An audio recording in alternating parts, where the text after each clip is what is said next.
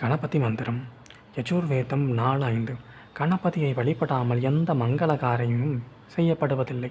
மங்கள காரியங்களின் வருகின்ற விக்னங்களை, அதாவது தடைகளை விளக்குபவர். அதனால் அவர் விக்னேஸ்வரர் என்று போற்றப்படுகிறார். அவரது அருளை நாடி பிரார்த்திக்கின்ற இந்த மந்திரம். ஓம் கணாநாத்வாம் கணபதிம் ஹவாமஹே கவிம் கவீனாமுபமஸ்ரவஸ்தமம் ஜ்யேஷ்டராஜம்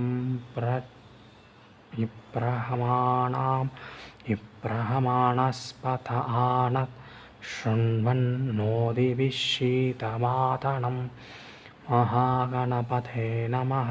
ஓம் கணானாம். தேவரின் கூட்டத்திற்கு கணபதி என்று பெயர் பெற்றவரே, இத்வா உம்மை, ஹவாமஹே போற்றி அழைக்கின்றோம், கவீனாம் அறிஞர்கள், கவி பேரறிஞர், உபமஸ்வரஸ்தமம் ஒப்பற்ற புகழ் படைத்தவர், ஜேஷ்டராஜம் முதன்மையானவர்களுக்கு தலை சிறந்தவர், இப்ரஹ்மணாம் வேதங்களுக்கு